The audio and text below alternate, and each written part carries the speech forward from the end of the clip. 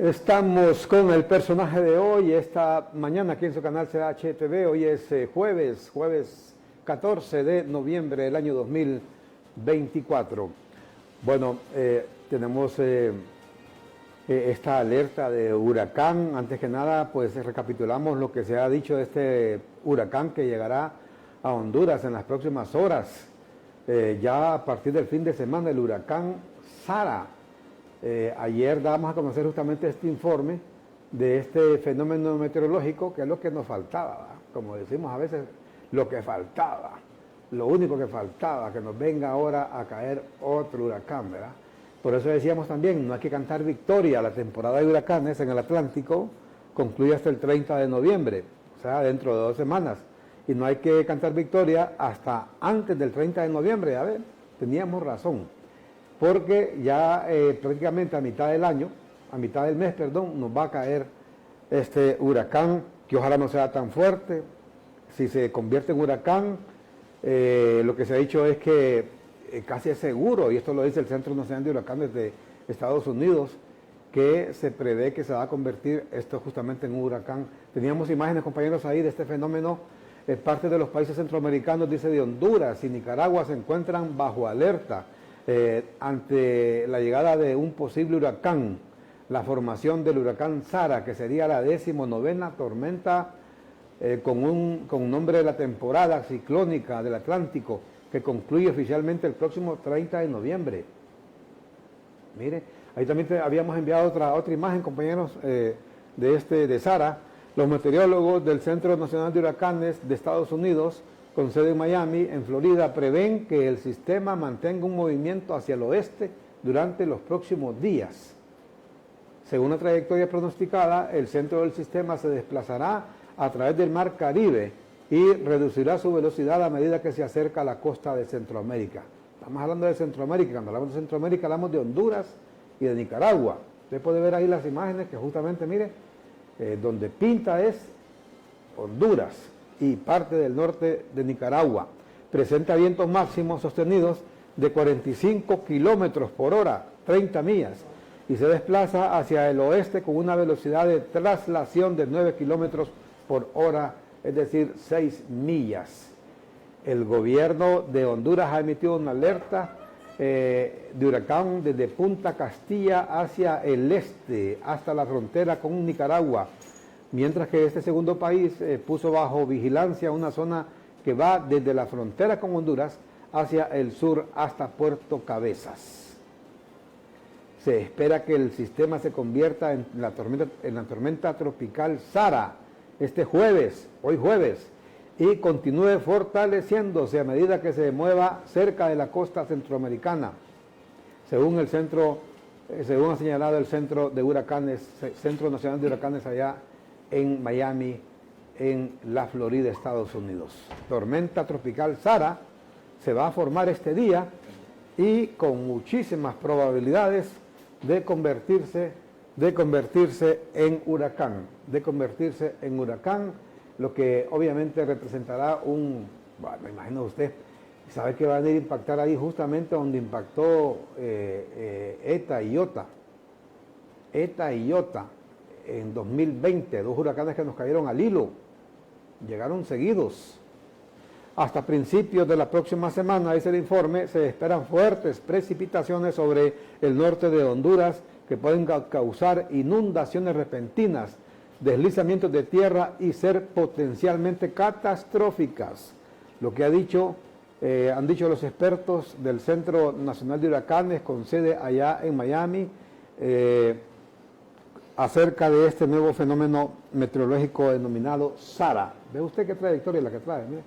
Esa es la trayectoria que viene directamente a impactar en el Caribe de nuestro país, desafortunadamente. Bueno, en el nombre de Dios, que no vaya a dejar víctimas fatales, que solamente vaya a ser la lluvia, que por cierto es toda esa agua que nosotros cada año se desperdicia, ¿va? Por no tener represas. Nos quedamos únicamente con las que tenemos ya desde hace casi 100 años, desde hace 50 años, como la represa de El Cajón. Bueno, Vamos con nuestro personaje de hoy. Esta mañana hablamos del tema energético, de los problemas que continúa. Mire, si hay un dolor de cabeza en Honduras, así como en las familias, que hay una oveja negra siempre, ¿no? En todas las familias hay una oveja negra, que es el que da dolor de cabeza, hombre o mujer. Pues entonces aquí en el gobierno hay una oveja negra, que es la ANE. Esa ANE, ¿cómo da problemas? ¿Verdad? Es el agujero fiscal y nadie lo resuelve. Ahora ha anunciado Eric Tejada con bombos y fanfarrias que las pérdidas, dice él, siguen bajando, pero nadie quiere comprar los bonos de la ANE. ¿Qué pasa con la ANE? Justamente de ese tema hablamos esta mañana con nuestro invitado Kevin Rodríguez, que es experto en energía y de la ASJ, de la Asociación por una Sociedad Más Justa. ¿Qué tal está, Kevin? Buenos días, ¿qué tal? Buenos días, don Armando. Bueno, todo bien, gracias a Dios. Aquí también orando para que ese huracán pues no nos impacte. Se ve el pronóstico bastante preocupante, pero yo sé que puede suceder como en otras ocasiones que se ha desviado, ¿verdad? Y eso es lo que esperamos, porque usted ya lo mencionaba anteriormente, no estamos listos de impactar realmente la cantidad de lluvia que dejaría y la cantidad de agua. Sería muy parecido a ETA y IOTA, según lo que han pronosticado en el centro de huracán. Así que esperemos que eso no termine sucediendo, don Armando. Ojalá. Por cierto, a propósito de desviar, que dice Kevin, la palabra desviar, tal vez algún día, así como con todas tantas cosas que inventa el ser humano a nivel científico, algún día se pudiera hacer un invento para desviar los huracanes, ¿verdad? Por ejemplo, un huracán que va para tierra, en este caso Sara, que se pueda desviar hacia mar adentro, ¿verdad? Vamos a ver si algún día se hace ese invento. Bueno, ¿qué tal, Kevin? ¿Qué le parece esto? Mire, en términos generales estaba viendo un listado ahí de colonias. Todos los días se publican los listados de colonias que no tendrán energía, que no tendrán luz este día. O sea, ¿cuándo se van a acabar esos apagones, hombre? Sí, una buena pregunta realmente, don Armando, y esto es algo que el pueblo hondureño pues lo ha venido viviendo por mucho tiempo. Estamos hablando de que se pierden diariamente 21 millones de lempiras en la economía nacional, y muchas veces esa cifra se escucha como bastante alta y uno dice que exagerado se escucha, pero simplemente con hablar con el dueño del mercadito, con el dueño del restaurante, del pequeño hotel, podrá comprobar que realmente la afectación económica es esa, incluso podría ser mayor, porque ese es el costo que tiene la economía por quedarse sin energía como este día. En esas colonias que usted menciona, probablemente hay farmacias, hay restaurantes, hay oficinas que no van a tener productividad porque no tienen el servicio eléctrico. De ahí es donde proviene esta afectación, precisamente de esos 21 millones de lempiras que se pierden al día por los apagones. Pero también, don Armando, está el elemento de la inversión que se pierde por no tener capacidad de vender nuevos servicios o nuevos suministros.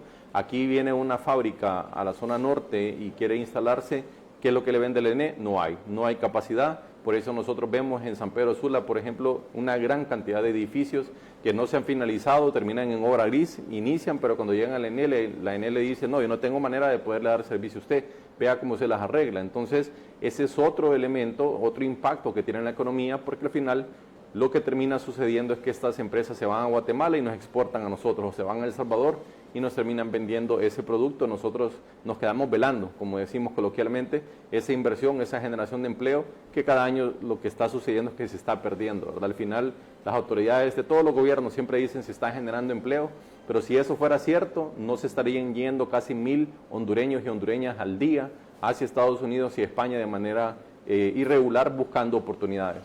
Ese es el punto que la gente también no mira. Efectivamente, se lo señala Kevin Rodríguez. Mire, ¿cuántas empresas se han ido de Honduras por este problema de la energía? ¿Y cuántas han dejado de venir? Que creo que ese número es mayor todavía, que no han venido porque inmediatamente, mire, ¿quién va a venir a un país con todo ese montón de apagones? Y además de eso, póngale usted con la energía tan cara. Y aparte de eso, súmele todo esto de los bajones, que hayan cantidad de equipos, que le hayan a usted el televisor, que el microwave, que la estufa, etcétera, la refrigeradora. ¿Y quién les paga a usted eso? Entonces, todo eso hace que la gente ahuyente sus inversiones desde aquí, ¿verdad? Desde Honduras. Y no, hombre, ¿qué vamos a ir a hacer ahí?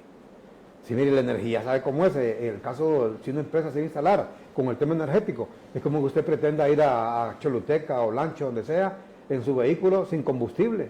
¿Cómo va a ir? Tiene que tener para combustible. Entonces, así es la energía. O sea, ninguna empresa se va a instalar a Honduras ni a ninguna parte si no hay luz. Es correcto, y eso es lo que usted acaba de mencionar, 3 elementos que son los que le pasan factura a la población hondureña. El primero de ellos es que no hay suministro en varias partes, Honduras tiene el nivel de electrificación más bajo de toda Centroamérica. Estamos hablando de que la media en la región es de 95% de la población tiene acceso a energía eléctrica. En el caso de Honduras apenas es un 87%. Entonces tenemos ese problema de la cantidad de población que no tiene acceso a energía. Cuando vienen estos inversionistas no encuentran realmente la posibilidad de instalarse porque no hay suministro. El que sí hay es de mala calidad porque es lo que usted mencionaba, esos bajones de voltaje que le queman el equipo a los restaurantes, le queman el equipo a usted en su casa que nos está viendo en este momento. Más de una vez se le ha quemado el televisor, la radio, el microondas porque tiene esos problemas de voltaje. Y para rematar el tema del costo de energía, don Armando, en este periodo de gobierno han aumentado fuertemente los costos a pesar de que se congela. Eso no es una solución porque lo que está sucediendo es que las decisiones que ha tomado el ENE en estos últimos 2 años han encarecido el costo del kilovatio hora. Si nosotros comparamos septiembre de 2023 con septiembre de 2024, cuesta un lempira más el kilovatio hora en este periodo de tiempo de lo que costaba antes. Y cuando le sumamos, por ejemplo, en industria y comercio, que también tienen que pagar un extra por ese subsidio de energía gratis que el gobierno saluda con sombrero ajeno y dice yo se lo estoy dando, pero una parte viene de los impuestos que se pagan y la otra viene de lo que se le cobra a la industria y comercio, hay que agregarle ese otro 10, 15% que se les cobra a estas empresas, especialmente en la zona norte, que es la zona productiva. Entonces esto también tiene un impacto en la competitividad, en la inflación, en el costo de la producción. ¿Por qué razón? Porque si usted le agrega un costo a estas empresas y estas industrias, pues lo van a trasladar a su producto final o simplemente no lo siguen produciendo y se van a otro país. Entonces, esos son los 3 elementos que han sido un reto que no se ha logrado resolver y todo tiene un origen específico, don Armando, y aquí se llaman pérdidas técnicas y no técnicas. Y siempre me gusta utilizar este ejemplo de un restaurante de baleadas. Si usted pone un restaurante hoy y usted está entregando 100 baleadas al día y llega a la caja chica y encuentra facturas por 60, usted dice, y las otras 40, pero si yo vendí 100. ¿Dónde están? Me las robaron, las perdí. Bueno, ese 40% le cuesta al ENE 38 millones de lempiras al día. Entonces, ¿qué es lo que termina pasando, don Armando? Que ese restaurante no tiene capacidad para pagarle al que le vende el frijol, al que le vende la mantequilla, al que le vende la tortilla, tiene que usar la tarjeta de crédito, buscar un préstamo o financiamiento, y eso es justamente lo que ha hecho el ENE. Colocó bonos encajables en el sistema nacional, sin embargo no hubo apetito. En las primeras 2 semanas que colocaron bonos, la intención era recaudar 6.500 millones de lempiras, solo lograron colocar 925 millones, es decir, el 15%. Y a tasas en algunas de estas colocaciones fueron hasta casi el 11%. Ya la semana actual, el día miércoles, se lanzó nuevamente esa subasta, don Armando, en la cual se buscaba recolectar 6.500 millones de lempiras. ¿Y cuántas ofertas cree usted que recibió el Banco Central? 0. Ni una persona se interesó en comprar ni un tan solo peso de estos bonos que estaba colocando el ENE. Entonces, realmente aquí es donde genera esa duda de cómo es posible que las autoridades del ENE están argumentando que se está mejorando la situación, pero el mercado, la población, el sistema financiero lo que dice es yo no confío en sus datos. Realmente, si fuera cierto que usted está reduciendo las pérdidas, quiere decir que la empresa estaría recaudando más dinero. Y vamos a regresar al ejemplo de las baleadas. Si usted estaba perdiendo 40% de su producción, contrata a alguien y esa persona le dice, no, mire, la reduce a 20%, cuando llega a la caja chica tiene que haber más dinero, tiene que haber más cash. Si no hay más dinero y usted lo que ve es que sus deudas están aumentando, que le debe más bien más facturas a sus proveedores, entonces usted dice, aquí algo está pasando, en papel me están mejorando la problemática, pero el dinero no está. Entonces, ¿qué es lo que termina sucediendo? Y eso lo podemos ver en los datos que tiene la Empresa Nacional de Energía Eléctrica en 2 casos específicos. La deuda histórica, que es decir, todo lo que el ENE debe, en los primeros 6 meses del 2024 llegó a los 107.000 millones de lempiras. Y escuchó bien, 107.000 millones de lempiras en el mes de junio. Es decir, casi 6.000 millones de lempiras es lo que aumentó de enero a junio la deuda total que tiene la ENE. Y justamente hoy estaba viendo un comunicado de la Asociación Hondureña de Energía Renovable, que creo que usted lo va a ver más tarde en el día, que mencionaban los generadores que se les deben 22.000 millones de lempiras. Es decir, que se le deben más de 14 meses a las empresas generadoras, que son los proveedores de servicio eléctrico. Entonces nos hacemos esta pregunta: ¿cómo es que las pérdidas se están reduciendo, pero la deuda sigue aumentando? ¿Cómo es posible que las pérdidas están bajando, pero nadie le quiere comprar bonos al ENE? Entonces, ¿qué es lo que está pasando aquí? Los números son los que hablan, el dinero es lo que habla, no está el dinero en las cajas de la ENE porque las pérdidas no se han resuelto. Esa es la realidad, don Armando, y esto es algo que tiene que preocuparle al país porque al final del día vamos a hacer una conexión con este tema del tablón. Se está hablando de que van a construir el tablón. Ya correcto, ya vamos a hablar del tablón porque ese tema me interesa muchísimo, el tema de la represa, pero sí, entonces, ¿usted no cree en esas cifras que ha dado el señor Eric Tejada con reducción a las pérdidas? Ahí veíamos una gráfica, compañeros, sobre el tema de la reducción de las pérdidas. Si pasamos por aquí, por favor, enviamos estas gráficas porque Eric Tejada asegura que las pérdidas se están reduciendo. Imagínense usted, ¿qué es lo que la gente, por ejemplo, no entiende? Miren, ya vamos a ver las cifras que da Eric Tejada, que en todo caso, ¿sabe usted? Cuando vino la AEH a Honduras, las pérdidas estaban en 32%. Y Eric Tejada dice que están ahora como en 34%, aún con los números que él dice que ya bajaron. O sea que ni siquiera la ENE ha podido llegar a la cifra que tenía cuando vino la AEH a Honduras, que creo que fue en 2016. ¿Qué le parece a usted? Ahora, ¿cuál es el asunto? Lo que no explica el señor Eric Tejada. Vamos a ver, ahí está, si ponemos solamente la gráfica, compañeros, bueno, dejémosla así, está bien. Mire todo bueno, como siempre, ya todo el mundo conoce el lenguaje de la gente del actual gobierno. Para todo tiene que salir a relucir el golpe de Estado. Ahí está, mire, el número 1 dice, desde el golpe de Estado. Es que esto creen que Honduras nació en el 2009. Correcto. ¿Cómo así? O sea, no hubo gobierno antes del 2009, no hubo nada, la ENE no existía, y bueno. Usted puede leer ahí, desde el golpe de Estado de 2009, las pérdidas, pereré. Y luego pereré. Entonces aparecen las gráficas ahí, efectivamente, esas son las pérdidas en distribución, dice Eric Tejada, su majestad reverendísima, de 2009 a 2023. Venían mire usted, de 2009, o sea, como Honduras no existía antes de 2009, ¿verdad? No existía Honduras, desde que en 2009 estaban a 21.1. Gracias, pues estaba el señor Mercelaya, ¿verdad? No habían pérdidas, según Eric Tejada en la ENE. La ENE era una maravilla. Yo recuerdo que andaban en helicóptero ahí, cortando energía. Solo en el gasto de helicópteros ha sido el billetillo que la gana, o sea, la poca reducción que hacían en los gastos, ahí se iba en pagar helicópteros. No, y usted acaba de mencionar algo muy importante, don Armando, y es cuánto es lo que ha gastado el gobierno en la reducción de pérdidas. Cuando nosotros vemos los datos, bueno, vamos a asumir, como usted dice, que se redujeron en dos puntos. Primero que todo hay que decirlo, cuando el gobierno toma posesión en 2022, las pérdidas estaban en 33. Luego subieron 2 puntos a 35 en el 2022, finalizando, y 2023 cerró en 37. Ahorita están hablando de que las han bajado de 37 a 35, entonces al final lo que se está corrigiendo es un problema que ellos mismos generaron, como usted bien decía. Primero las aumento de 33 a 37 y ahora digo que las estoy bajando a 35. Vamos a asumir que estas cifras pues son en efecto correctas y vamos a entrar más al detalle de lo que ha costado. Cuando nosotros analizamos el presupuesto que se le ha asignado a la ENE para la reducción de pérdidas desde el 2022 al 2024, son más de 18 mil millones de lempiras, don Armando. Eso es lo que se ha asignado presupuestariamente para que la ENE, solo en el tema de reducción de pérdidas, tenga recursos para hacerlo. Y ahora hablemos de la contratación de personal.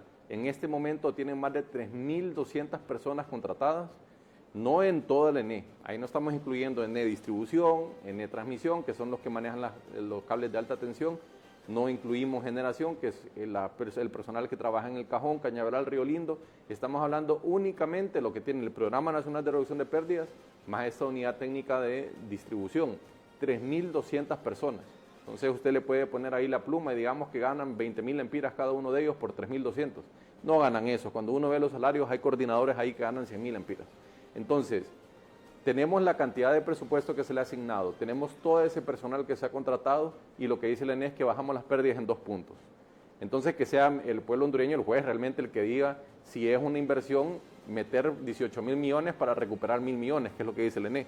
¿Eso es inversión o un gasto? Entonces, sí es lamentable porque al final del día esto lo tiene que pagar el pueblo hondureño a través de sus impuestos. Y muchas veces se preguntan, a mí, ¿qué me interesa el tema de las pérdidas de la ENE? Y tienen mucha razón de cuestionarlo.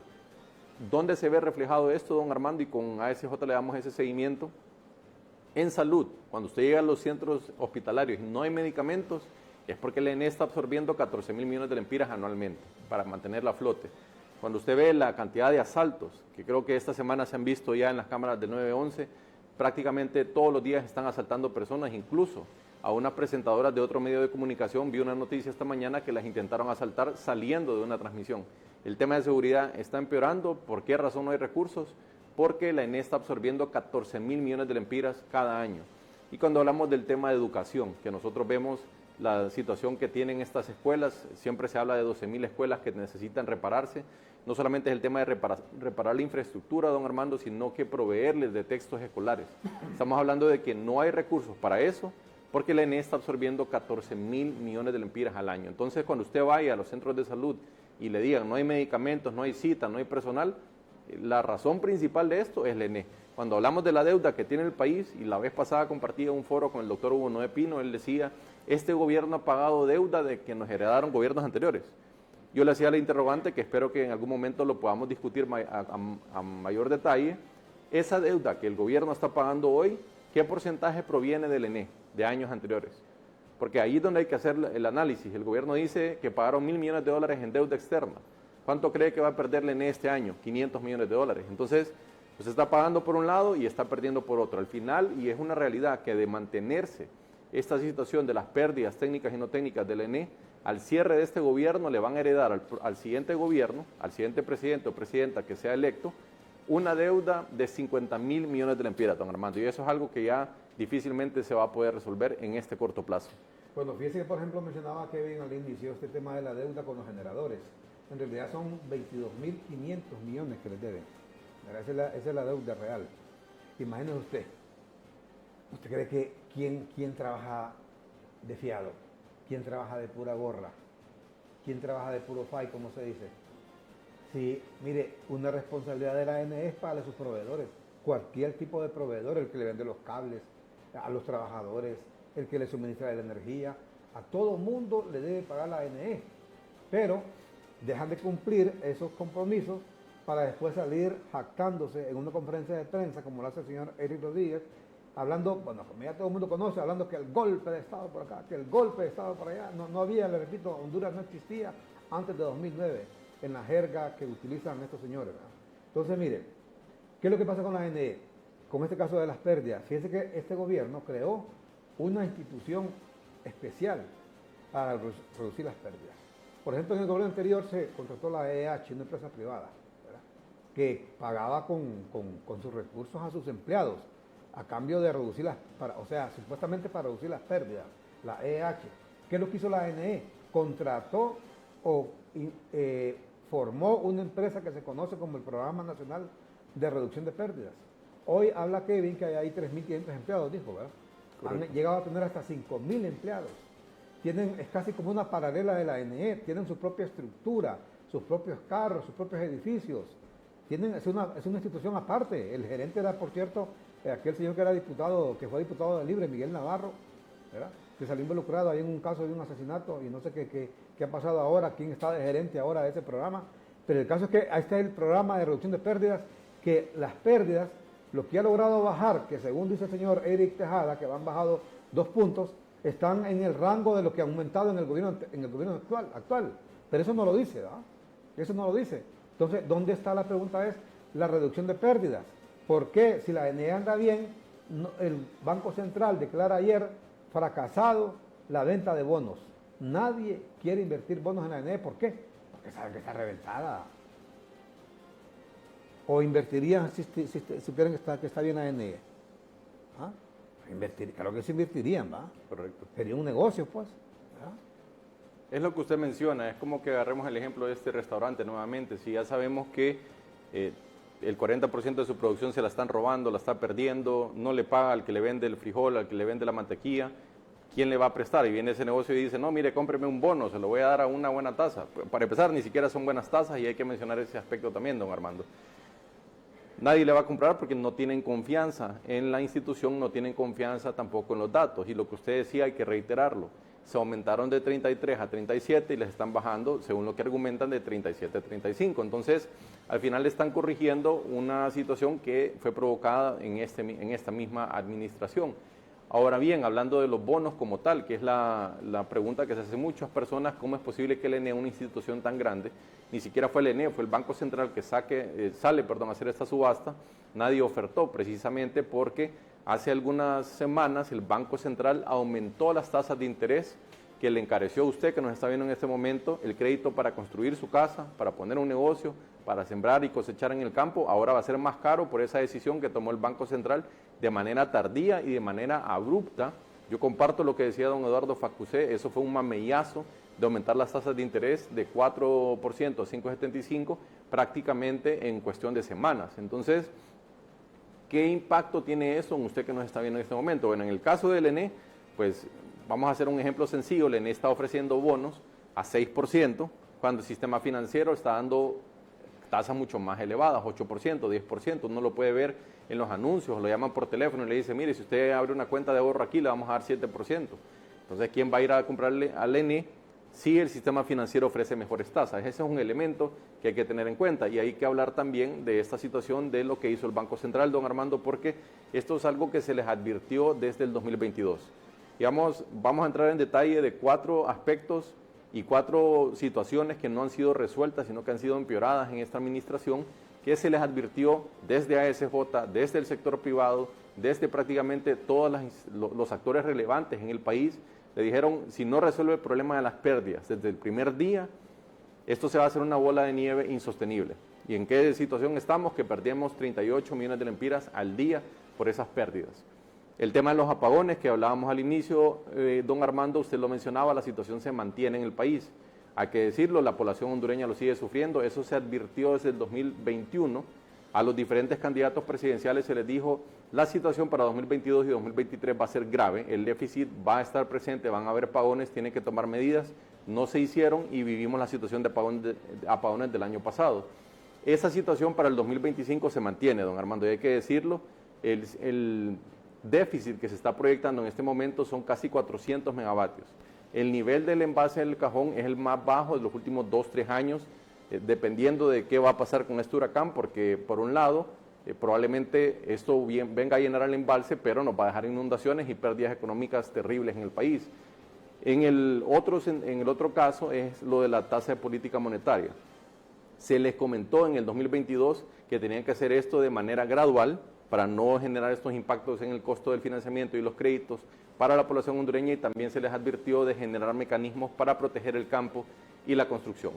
Y por último es este otro elemento que ya se mencionaba, que es el de los huracanes, que yo sé que vamos a entrar más a detalle con más tiempo, don Armando, pero desde el 2022 se les hicieron propuestas y recomendaciones al gobierno para poder tener al menos bajo control las inundaciones que genera el río Chamelecón.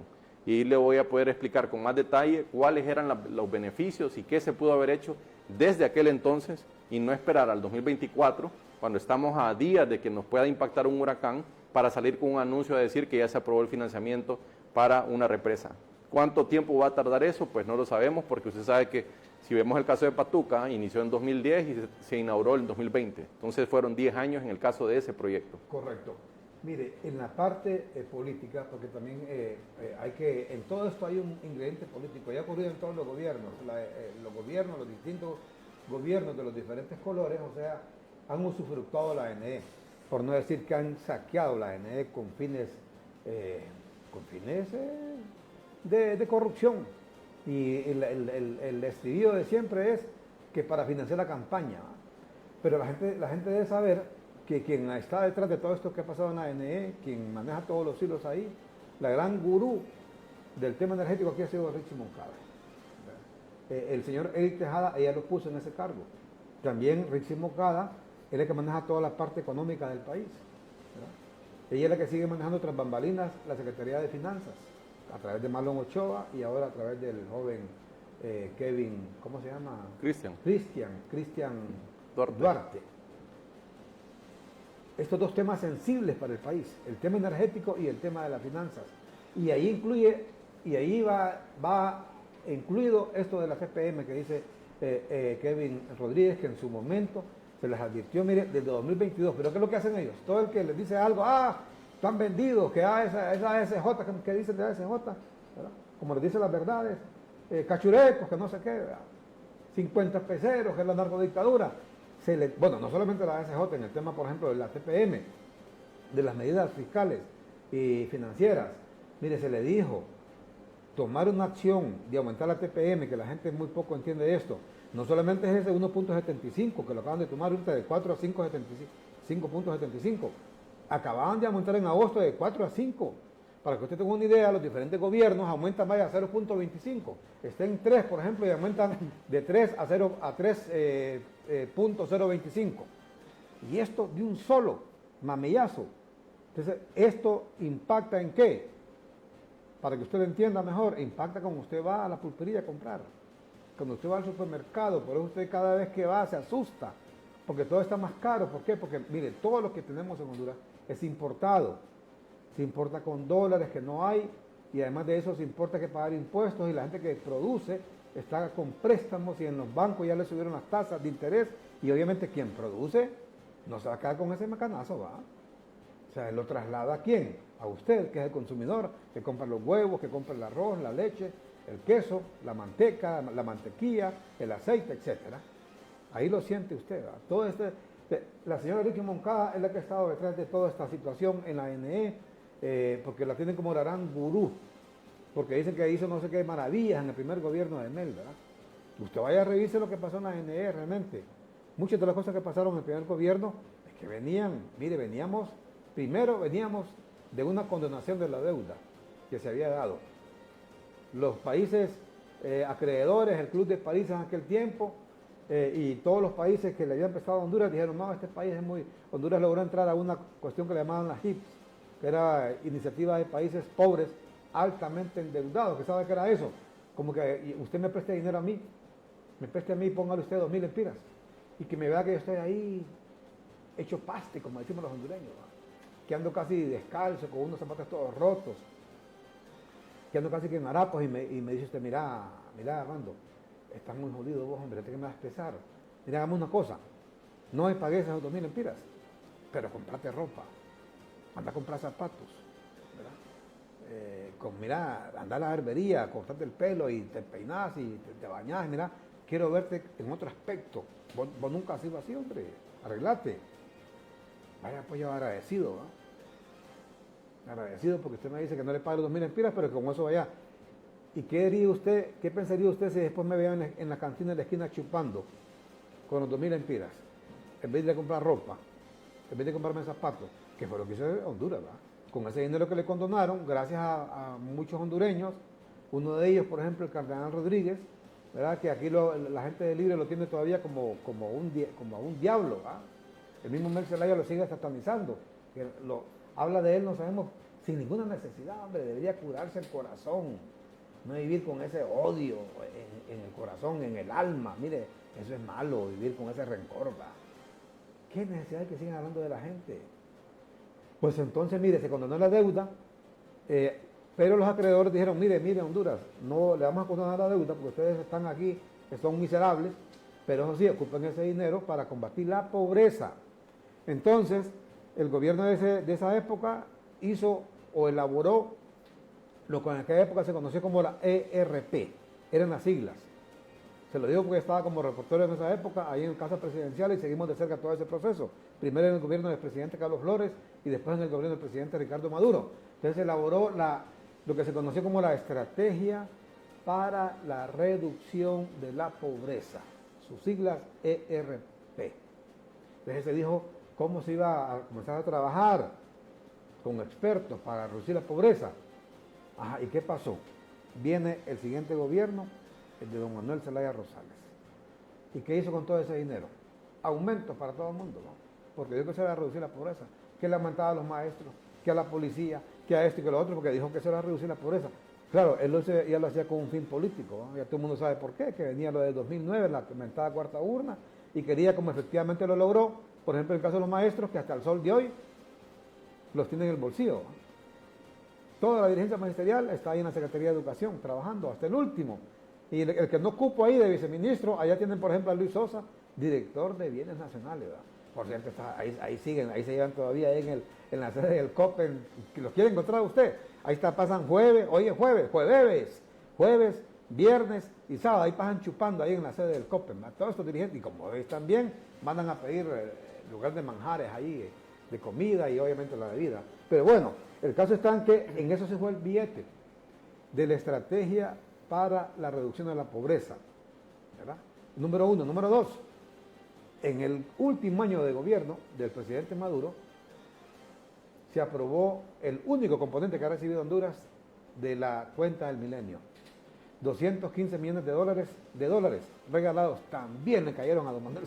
Ese hombre, mire, estaba con una huaca, por eso que hoy dice que no hay dinero, ¿va? Porque la primera vez, mire, manejó toda la huaca de la cuenta del milenio, 215 millones de dólares, y todo ese billete de la reducción de la, ¿cómo se llama?, de la pobreza, que él invirtió en aumentos. Por eso, mire, en esa época, todo el que llegaba y le pedían, y la gente decía, oye, este mes no va con papá, decía, le pedimos y ahí va.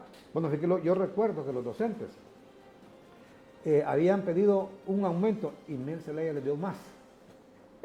Más de lo que, oigan, eso no es broma, la gente cree que es broma. Entonces ellos se andaban riendo, que le pedimos a Mel tanto, y cómo se llama, y nos dio tanto, a mí nos dio más de lo que habíamos pedido. Porque, le explico de nuevo, y era con un fin político, ¿no? Esa es la realidad. Entonces, Rick Moncada estuvo desde ese proceso y estuvo en la ANE, pues hoy la siguen considerando un gurú con el tema de la ANE, y vea, la ANE está completamente hundida. Le repito, si fuera cierto esos dos puntos que han reducido, aquí lo ha explicado ahorita muy bien Kevin Rodríguez. La recibieron, este gobierno la recibió en 33 las pérdidas, las ha subido a 37 y hoy dice que las bajaron a 35.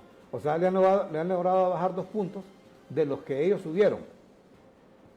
¿Dónde está el gran éxito que menciona el señor Eric Tejada? Vaya, ahora vamos con esto de las represas. Las represas, el tablón, o Jicatuyo, el tablón en la acaban de construir. Sí. Solo hay que recordar que dijeron que iban a construir 3 represas, para que era Jicatuyo, el tablón y los llanitos, creo que es el otro, ¿no? Hasta ayer dijeron que tenían ya el préstamo del BESIE para esto. ¿Ustedes desde cuándo lo advirtieron? Bueno, desde el 2022 se venía recomendando en aquel momento como Cámara de Comercio de Industrias de Cortés. Recuerdo que se les compartió a ellos una gran cantidad de información, de estudios. ¿Qué es lo que recomendaba don Armando? Y aquí es importante mencionarlo. Era la construcción de una cortina rompepicos, se le conoce. ¿Qué quiere decir esto? Que se iba a construir básicamente una infraestructura en el río Chamelecón que iba a ser como tener una pila que cuando vinieran las crecidas del río la pudieran contener y dejar ir el agua por pocos. Es decir, así no se generaban esas grandes inundaciones en San Pedro Sula y La Lima. Esto ya existe en casos como en México de represas rompepicos y eso tenía ciertas ventajas. Primero que todo, podía ser construida en 36 meses. Tenía un costo de 150 millones de dólares. No requería de inundar ninguna comunidad, no era necesario reasentar a ninguna de las comunidades que están ahí, La Tejera y otras comunidades, y también tenía la ventaja de que en el futuro se podían hacer agregados. ¿Qué quiere decir esto? Que si en el futuro quería utilizarse para riego o quería utilizarse para algún otro componente, también se podía hacer. ¿Por qué se recomendó desde aquel entonces? Porque quien lo sufre, quien lo vive, quien lo paga, siempre ha sido el sector productivo el que trabaja en el país, ya sea el campesino de la zona norte, el que tiene un negocio, el que tiene un hotel, el que produce. Él es el que tiene esa afectación económica cuando se inunda la zona norte. Y voy a dar algunas cifras que son importantes. ETA e IOTA en 2020 dejaron una pérdida económica de 50.000 millones de lempiras al país según la CEPAL. 50.000 millones de lempiras. ¿Por qué razón? No teníamos realmente en ese entonces ningún tipo de infraestructura para proteger al país, y eso viene del gobierno anterior, para que no se diga que es únicamente en este gobierno. 2022 nos impacta la tormenta tropical Julia, nos dejó pérdidas económicas de 8.000 millones de lempiras según la CEPAL. Entre septiembre y noviembre del 2022 se perdieron 8.000 millones de lempiras. Entonces, cuando vemos la afectación, siempre es la misma zona de San Pedro Sula, La Lima.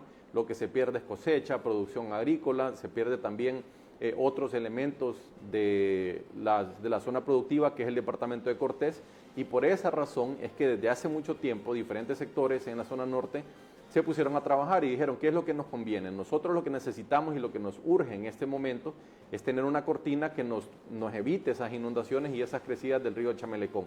Ya más adelante, si queremos hablar de riego, si queremos hablar de energía, lo podemos hacer, pero lo que urge en este momento en la zona norte es esa cortina. Entonces, reitero, en 36 meses podía estar construida con 150 millones de dólares como costo. Para que tengamos una idea, lo que el ENE va a perder este año es equivalente a construir 3 represas del Tablón, que se pudo haber hecho desde ese entonces. En el mes de junio del 2022 llegan las autoridades del actual gobierno a la Cámara de Comercio e Industrias de Cortés y se comprometen a iniciar la construcción del Tablón. Y dijeron en el 2024 vamos a estar finalizando, 2025 tenemos que tener la represa ya operando. ¿Qué es lo que se anuncia el día de ayer por parte de la presidenta Xiomara Castro? Que ya se cuenta con el financiamiento, que ya se hicieron los estudios. Entonces, ¿cuándo vamos a tener la represa del Tablón? No se sabe, porque ahora tiene otros componentes que en aquel momento se advirtió. Si se incluye el tema de energía, si se incluye el tema de riego desde un inicio, quiere decir que hay que reasentar, es decir, hay que ir a sacar a esas comunidades de sus casas y darles otros terrenos. Eso va a tomar tiempo, eso tiene un costo adicional y también tiene otros componentes que no solamente es de llegar a una casa y decirle a una persona, sálgase de aquí, yo lo voy a mandar a otro lado. Hay que socializarlo de la manera debida. Entonces, ¿qué implica esto? Que a medida pasa todo ese tiempo, don Armando, vamos a estar susceptibles y vulnerables a este tipo de tormentas como la que se está pronosticando para este fin de semana, que ya se le puso el nombre Sara. Entonces, se está hablando de 1000 milímetros de agua los que podrían caer, más de lo que cayó con Eta y Iota. Es una situación bastante delicada y preocupante que en este momento estamos susceptibles, no porque solo este gobierno no lo hizo, ningún gobierno lo ha hecho. Sin embargo, este gobierno, que es el que está en el poder en esta situación, se le dio la recomendación desde aquel entonces. Y por eso ahí está el tuit de la presidenta. Ella se comprometió en junio del 2022 que en 3 años ya íbamos a contar con la represa. Entonces ahora lo que se está hablando es que ya se tiene el financiamiento.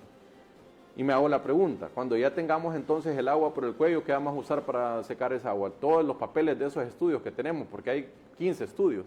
Con estudios no se evitan las inundaciones.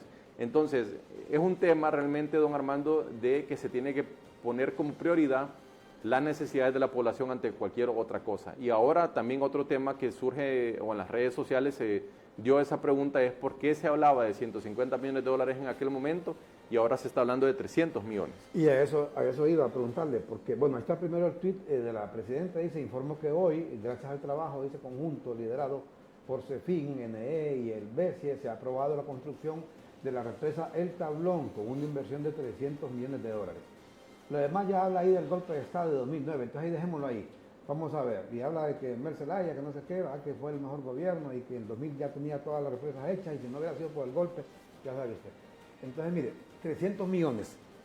Usted habla de 150 millones, después se habla de 200 millones. ¿Por qué ahora se habla de 300 millones? ¿Ha tenido incidencia en esto el hecho de que hayan tardado tanto con licitar este proyecto?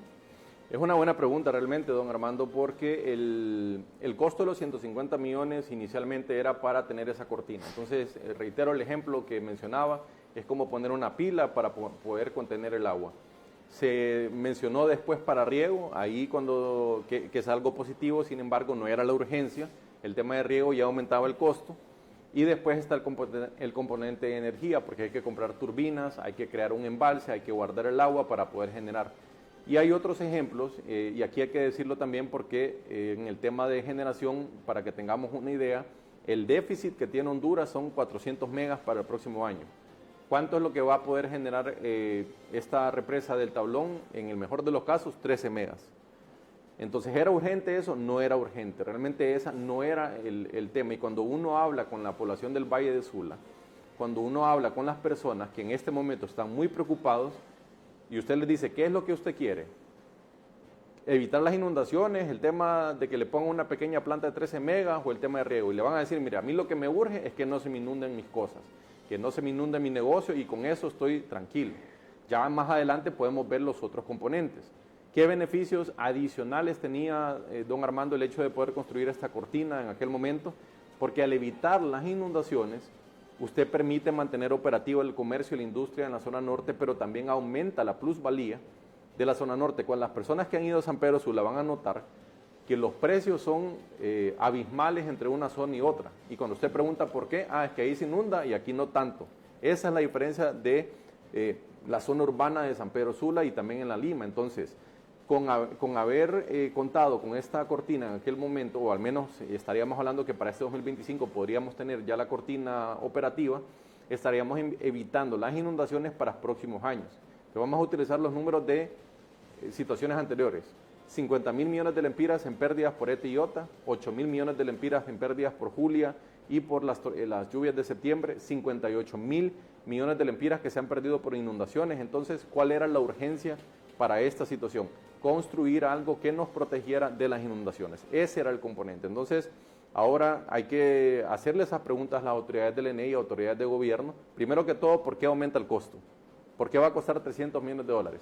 Y segundo, ¿cuánto tiempo van a tardar? Porque sí me llamó la atención muchos de los tweets que se le pusieron a la presidenta en las redes sociales eran: nos alegra saber la noticia, pero queremos saber cuándo va a estar construido, queremos saber la fecha, queremos saber los plazos, porque con ese estudio, con el papel que dieron los financistas y le dicen, mire, le voy a prestar dinero, con ese estudio no se van a evitar las inundaciones de este año, si es que nos impacta esta tormenta, primero Dios que no, y para los próximos años. Esa es la realidad, don Armando, que cuando hablamos de dinero, supongamos esos 300 millones de dólares que usted mencionaba y leía en el tweet. No creo que el gobierno no tenga 300 millones de dólares en este momento, que haya tenido que ir a buscar financiamiento afuera. Entonces, ahí es donde se ve el tema de las prioridades.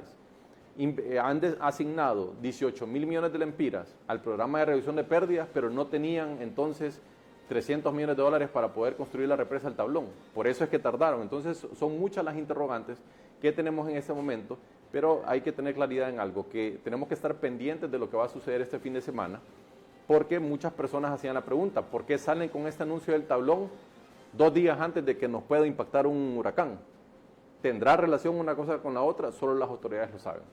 Correcto. Ahora ve usted, vamos a ver estos informes, porque no queremos que la gente crea que estamos especulando con todo esto que explica Kevin Rodríguez, sobre todo lo que se dijo desde 2022.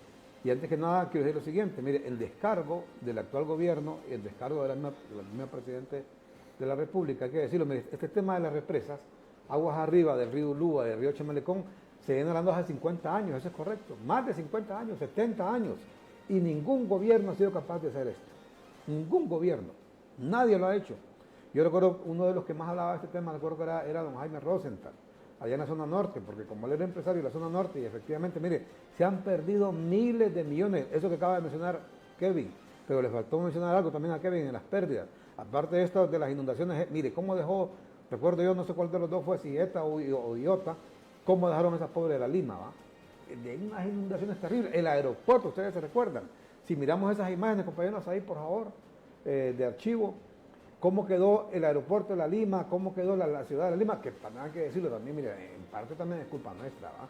Aquí le hemos dicho hasta la saciedad, mire, cuando estaban aquí las compañías bananeras, que eran manejadas por gente que no eran hondureños, que eran extranjeros, y fíjense que ellos saben qué hacían, sin ser de aquí, todo edificio y toda casa la construían con pilones, o sea, ¿cómo le llaman acá?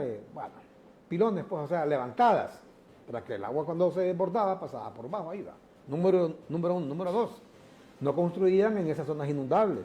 Y ahora hay colonias a la orilla del río Ulúa y del río Chamanecón. Y no solamente hay colonias, sino que las han construido a ras de piso. ¿Qué le parece a usted? ¿Ah? Yo le digo, fíjese que a mí una vez en una ocasión, en una casa X que yo vivía, estaba una de mis familias, ella era ingeniera, y ingeniera supuestamente con un alto cargo y toda cuestión. Un día, el piso de atrás era no recuerdo si era grama o era de tierra, decidimos ponerle cerámica, pues las cosas, ¿va? Entonces, como ella no estaba yendo con esa cuestión, yo, es ingeniera, ¿para qué voy a ir yo ahí? Era él ingeniero. Y mire que en la primera lluvia, me doy cuenta que se inundó la casa, ¿no? Mire, eso fue lo que pasó con ETA y IOTA. Mire, una de las tantas cosas, mire ese vehículo que se fue ahí. Ya vamos a ver las inundaciones. El caso lo que quiero decirle, hicimos ahí, mire cómo quedó toda esa parte. Gracias, compañero, mire, inundado. Solo quiero terminar de contar esto, ve usted. Entonces, mire el puente cómo se la llevó. Eso pasó cuando Idiota. ¿Cuánto fueron las pérdidas? 50.000 millones. Correcto. Bueno, imagínense usted. Para terminar esta cuestión, lo que le quería contar es que al final me doy cuenta yo que se inundaba siempre la casa, ¿va? Sobre todo la cocina cada vez que llovía. Un día voy a ver en la parte de atrás. ¿Y qué cree usted? Habían hecho la cerámica. Cuando pusieron la cerámica, como al poner la cerámica, el cemento y todo lo demás, sube el piso. Obviamente sube. Al ras de la entrada de la cocina, lógicamente se inundar, ¿va? Entonces, yo, obviamente, digo yo, óigame, ¿y cómo no se les ocurrió que esto tenía que tener un nivel aquí, pues más bajo que la entrada de la casa? El sentido común, dice usted, pues. Correcto. Entonces, ¿qué pasó? A deshacer todo aquello para hacerle el nivel.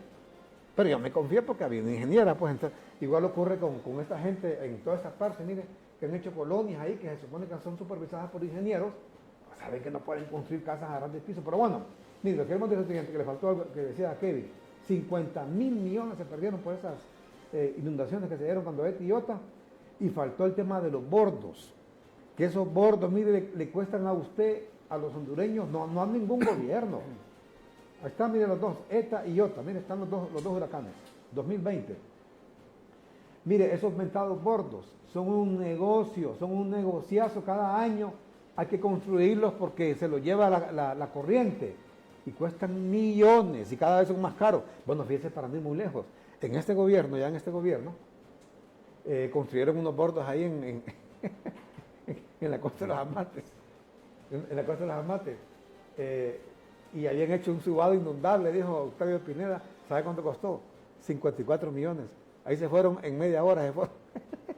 54 millones botados ahí. Eso solo para darle un ejemplo de los bordos, ¿va? Correcto. Que era una parte corta. Ahí en San Pedro Sula, en La Lima, en Chamalecón, en El Progreso, que son kilómetros. Son millones y millones que se han drenado ahí con esos tales bordos. Que se evitaría todo ese gasto con las represas. Por eso les decíamos, hace años se viene hablando de esas represas, eso hay que decirlo. Y hoy, ¿qué es lo que sucede? La presidenta Xiomara Castro dijo, Xiomara Castro dijo, voy a construir esas 3 represas. Jicatuyo, Los Llanitos y el tablón. ¿Qué pasó? ¿O qué está pasando? Ya hoy es 14 de noviembre de 2024, prácticamente ya solo le quedó un año a la presidenta, y el anuncio que han hecho ayer es que en febrero van a licitar la represa, y que supuestamente se comenzaría a construir, creo que en junio. ¿Sabe cuántos años se va a construir una represa? O sea, en otras palabras, ya se fue el gobierno y no hicieron ninguna represa. Ahora, ¿qué pasó? ¿Qué es lo que estamos hablando también con Eric Rodríguez sobre este tema? Ve usted, estas cuestiones, mire que a usted lo ponen. Vamos con el último que enviamos, compañeros, con un tweet que envía el señor Ronald Romero.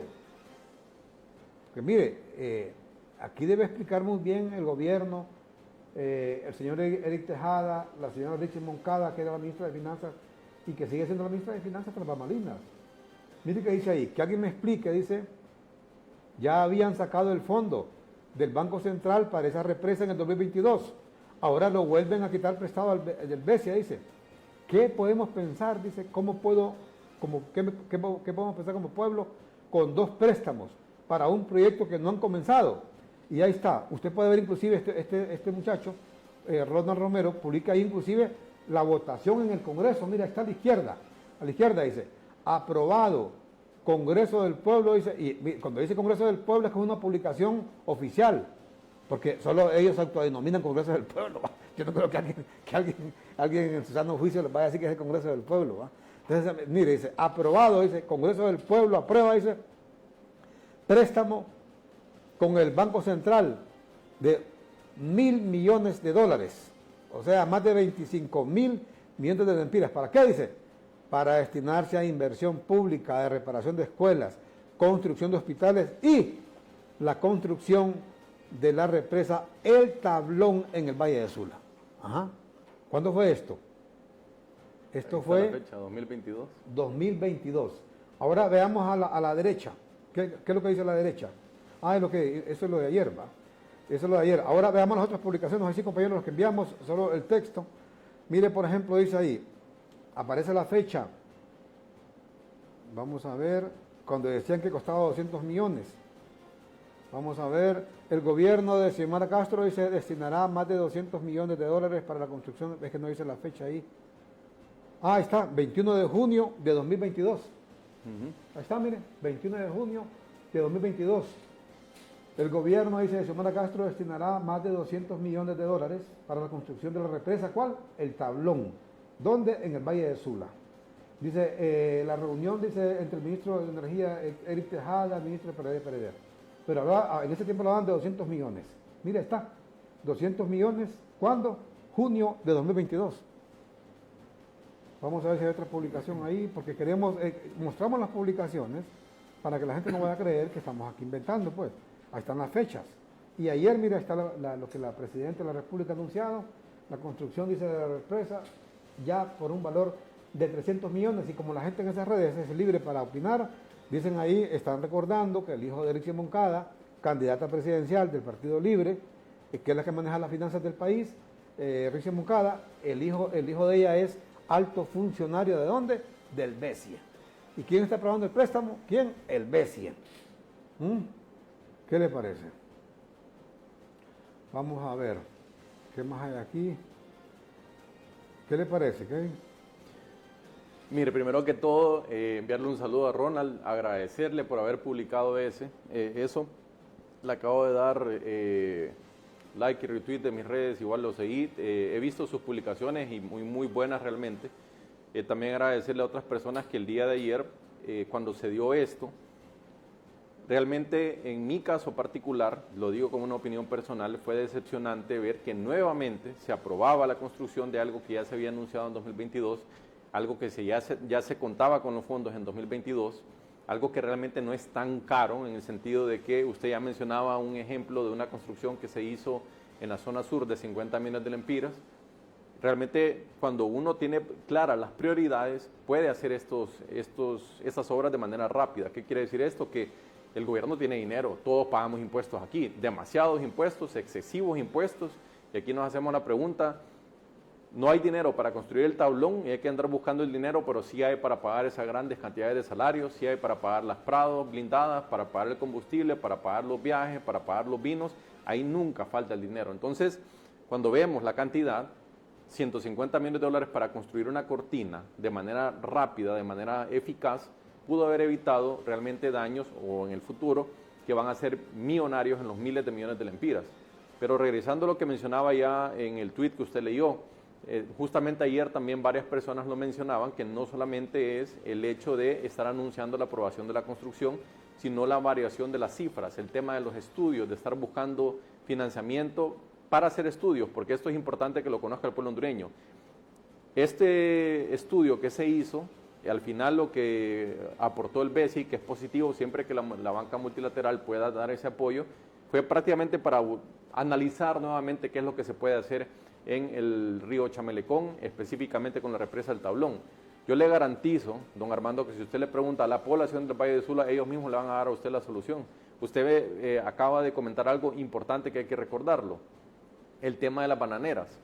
En mi caso, mi mamá trabajó en las bananeras, en el tiempo que todavía estaban operando en la zona norte en la Lima, ella misma me cuenta, así como muchas personas que vivieron haber trabajado en las bananeras, no que lo leyeron un libro como Prisión Verde, que solamente es que cuenta, sino que lo vivieron, esas personas lo que le van a decir a usted es, cuando estaban en las bananeras, cuando estaban esas empresas que eran extranjeros, como usted acaba de mencionar, no solamente es que construían las casas con esa elevación para evitar inundaciones, también se hacían cargo de dragar los ríos todos los años y se hacían cargo también de construir canales.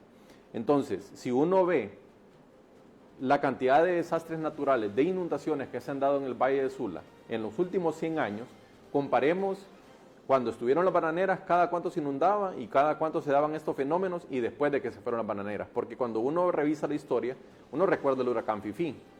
Pero fuera de esto fue el huracán Mitch, ya no estaban las bananeras, ya las habían sacado del país. Luego vino Etiota, después tuvimos Julia en 2022, 8.000 millones de lempiras que se perdieron en el 2022 por esta situación. Entonces, es algo que realmente aquí nos demuestra nuevamente, don Armando, que cuando el gobierno se hace cargo de algo, primero que todo es que lo promete, pero no lo cumple. No lo construye y si lo hace mal, como ese ejemplo que usted mencionaba, 54 millones de lempiras para construir un vado que se lo llevó una lluvia. como no es dinero de ellos, no es dinero de lo que ellos realmente de su bolsa que lo están sacando, pues no duele. Por eso el dicho no solo aplica al ENE, es todo el tema relacionado con el gobierno. Lo que es de todos es de nadie. Es bien fácil estar votando el dinero porque no es de ellos. Pues es bien fácil venir y decir que se apruebe una ley de justicia tributaria para pagar más impuestos. ¿Para qué? Para seguir pagando sus salarios, para seguir pagando todas estas obras que realmente no están generando el resultado que la población hondureña necesita y que requiere. Entonces, aquí voy a regresar al tema, a lo histórico que usted ya mencionaba, don Armando. ¿Cómo es posible que cuando estaban las bananeras había mejor mantenimiento, había mayor mantenimiento del tema de las inundaciones en el Valle de Sula que ahora que está el gobierno? Y por eso es que no solo es el tema del mal manejo, del derroche, porque aquí podemos tomar tiempo también de hablar, por ejemplo, de Patuca. Patuca costó $500 millones para 100 megas. Algo que hizo el gobierno, y esto viene de gobiernos anteriores. Empezó con Mel, después fue Pepe, fue Juan Orlando, tardó 10 años. Ahí se pueden repartir, si ellos se sienten orgullosos de esa obra, se pueden repartir el crédito. Una obra que costó $500 millones para 100 megas, que en el verano no opera, se tiene que apagar porque no tiene agua. ¿Cuánto costó el cajón? $700 millones para 300 megas. Comparemos lo que hace el gobierno versus lo que termina haciendo al final el sector privado. Entonces, cuando nosotros vemos esa situación, es de donde viene esta frase de Milton Friedman, que si usted pone el gobierno a cargo del desierto del Sahara, va a tener escasez de arena, porque es lo que siempre termina ocurriendo. Entonces, al final lo que nosotros aquí tenemos son muchas promesas. Usted lo decía, a inicios de gobierno se comprometieron a construir represas. La recomendación que siempre se les hace es no prometan eso, porque en el caso de El Tablón se puede construir en un periodo corto. Sin embargo, Llanito, Sijica Tuyo, don Armando, eso puede tomar hasta 10 años. Y ahí estamos hablando de represas. El río Ulúa no es algo pequeño, es algo realmente complejo. Estos proyectos están en zona indígena, están en zona lenca, hay que hacer una consulta previa libre e informada. No solo es que el gobierno va a llegar y va a empezar a construir. Entonces, son varios elementos que son lamentables, don Armando. El tema de los bordos, usted lo mencionaba correctamente. Recuerdo en el 2022 que varias de las personas de la zona me decían, mire, lo único que necesitamos es que reparen 3 metros de bordo. Pasan los meses y no se hacen las obras. Aquí sí voy a reconocer que en aquel entonces Octavio Pineda, cuando era ministro del FIS, él siempre se interesó en poder hacerlo, pero al final, ¿qué es lo que me decía? Y no me dejara mentir. Yo quisiera hacer más, pero esto le corresponde a otra institución. Y mire qué interesante, la pelea que se da para construir estos proyectos. Usted tiene a la ENE, la Secretaría de Infraestructura y Transporte y al FIS. Miren las noticias del 2022, cuántas instituciones iban a intervenir. Incluso creo que estaba interviniendo el tema de CEDIS o CEDESOL, no sé cómo se llama, para el aspecto social. 4 instituciones de gobierno, fueron todos los ministros a la zona norte, se reunieron, se tomaron la foto. ¿Dónde está el tablón? ¿Dónde está la obra? Entonces, eso es lo que es de lamentar aquí, porque no es correcto querer venir a engañar a la población hondureña. No es correcto que cuando ya vemos y tenemos un huracán prácticamente en la nuca, querer salir con un tuit a salvar o curarse en salud. Eso no es realmente justo para la población hondureña, y por eso aquí reitero y voy a aprovechar este espacio, don Armando, para decirlo, que en el caso de los partidos políticos de oposición, creo que aquí prima la vida de la población hondureña, prima la estabilidad del país más que cualquier tema político, porque si se da una tormenta, si nos impacta el huracán Sara, claro, la oposición va a sacar mucho crédito de eso, pero a costillas de que la población hondureña sufra. Entonces aquí creo que lo importante es que, bueno, yo creo mucho en el poder de la oración, que podamos orar para que este huracán se desvíe. Como usted decía, no tenemos la tecnología, pero tenemos fe. Entonces es importante tener en cuenta que este huracán, si impacta, va a ser severo. Espero que las autoridades estén tomando las medidas correctas desde ya para al menos atender la situación en caso de que se llegara a dar. Fíjese que nosotros aquí en el canal fuimos los primeros ayer que dimos a conocer muy temprano, porque un amigo me envió eso, un geólogo, y dimos a conocer la posibilidad de que se formara ese huracán. Pero hasta ayer Copeco no había dicho nada. Hasta ayer, ya esta noche sacaron un boletín de alerta y ya mencionan a Sara, pero hasta anoche. Nosotros lo dimos a conocer ayer, ay, no se supone que ahí están los expertos y todo lo demás para que conozcan todo este tipo de situaciones, y sobre todo tomando en cuenta que estamos en temporada de huracanes. Los huracanes en el Atlántico finalizan hasta el 30 de noviembre y ellos lo conocen muy bien, más que uno, pues, porque ese es el trabajo de ellos, ¿verdad? Ese es el trabajo de ellos. Es como que usted contrate un vigilante para que esté vigilando que no vayan a robar ahí, y usted vea primero que llegue el ladrón y el vigilante esté con la jeta abierta, como se dice, esté de jeta abierta ahí, ¿verdad?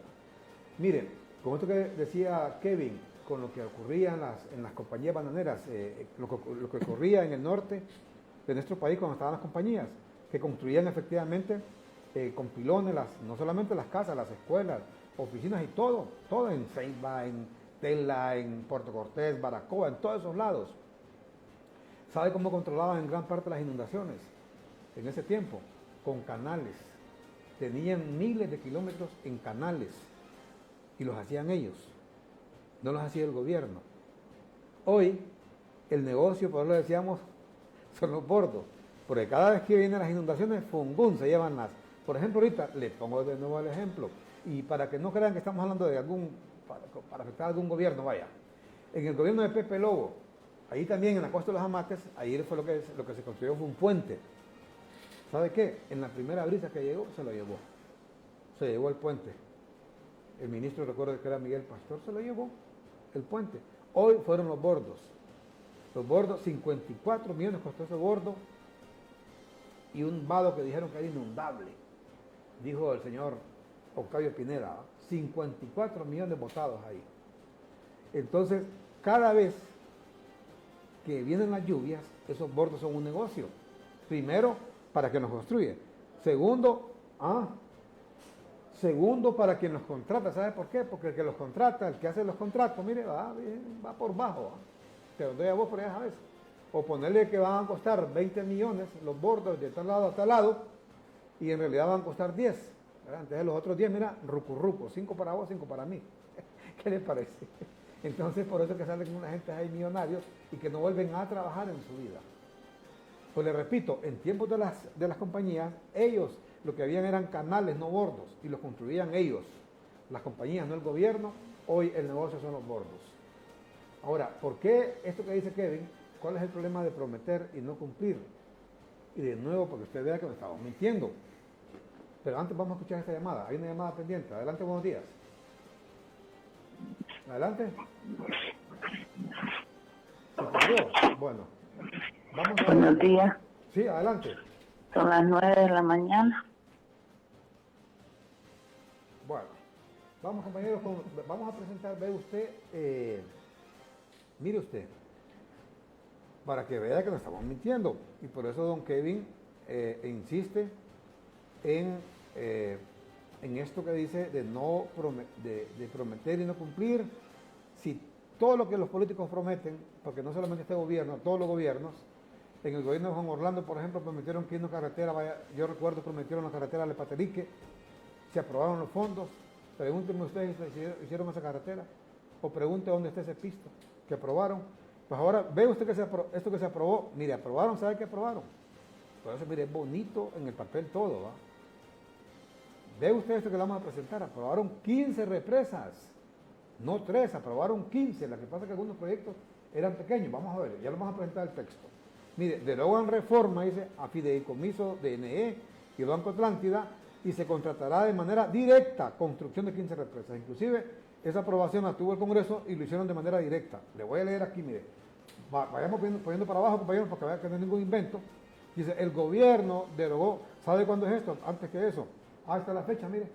La fecha es de 6 de junio de 2022. Cuando el gobierno estaba... Dejémoslo ahí primero, compañeros. Ya vamos a ver más abajo solamente el cuadro. Dejemos el texto, vamos a ver. Vamos a ver. El gobierno derogó la reforma del contrato de fideicomiso entre la Estatal de Energía, o sea, la NE, y Banco Atlántida, que ampliaba el manejo de proyectos públicos para control de inundaciones, incluyendo 14 cuencas hidrográficas y la construcción de unas 15 represas. La reforma contractual aprobada por el Congreso anterior, decreto 33-2021, fue firmada por el gerente de la NE, Rolando Leán Bu, y el exministro de Finanzas y actual diputado, Marco Midense, y establecía el manejo de proyectos desarrollados por la NE, como Jicatuyo, Los Llanitos y El Tablón, entre otros. Sin embargo, ya vamos a ver el cuadro, compañeros, ya vamos a ver el cuadro. Sin embargo, dice la actual administración y vía decreto, si miramos en la parte de arriba para que la gente vea el texto, sin embargo, dice la actual administración, o sea, se refiere al actual gobierno, y vía decreto número 46-2022, Ley Especial de Energía, deroga esa reforma y decide por emergencia energética. Le repito, emergencia energética, realizar las obras vía contratación directa. El monto de las inversiones y las fuentes de financiamiento no fueron incluidas en la nueva ley. Pero mire, dijeron que todo era por emergencia energética y que todo iba a ser por contratación directa. El artículo 7 de la nueva ley especial de energía establece derogar el decreto legislativo número 33-2021 de fecha 24 de mayo de 2021 contentivo del contrato de fideicomiso que entrega 14 subcuencas de ríos para la construcción y generación de energía, por considerarlo lesivo a las finanzas del Estado y de la ANE. Con la reforma del contrato original, decreto legislativo número 373-2013, agrega el nuevo decreto. Se agregan 14 sitios para el desarrollo de proyectos de generación de energía eléctrica, incluyendo los estudios realizados por la ANE para Jica, Tuyo y Los Llanitos, a un costo de $11 millones. Estas son las represas y cuencas que regresan al manejo de la ANE. Ahí está, mire, ahí sí pongamos el cuadro, compañeros, mire, que regresaron a la ANE. Ahí están Los Llanitos, Jicatuyo y Río Lúa. El Tablón, Río Chamelecón, esto en el departamento de Santa Bárbara. San Fernando y Morolica, Río Choluteca, en Francisco Morazán y Choluteca. Quebrada Relumbrosa, en la Ceiba Atlántida. Jalán, en Olancho. Texigua, en El Paraíso. Guangololo, en La Paz. Leutona, en Francisco Morazán. Gila, en Copán. Arcilaca, en Lempira. Maicupa, en Copán. Talgua, en Olancho.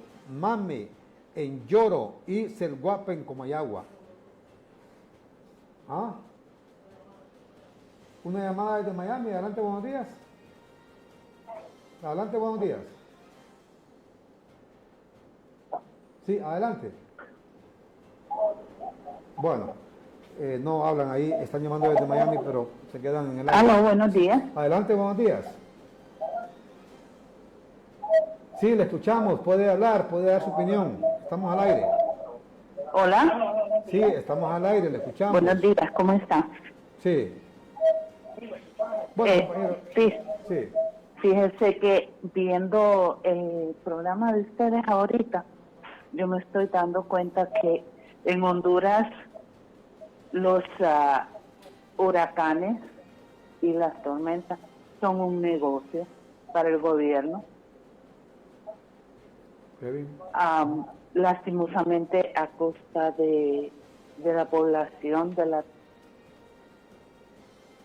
porque acuérdese que después de una desgracia llegan todas las condonaciones de dinero de los organismos internacionales.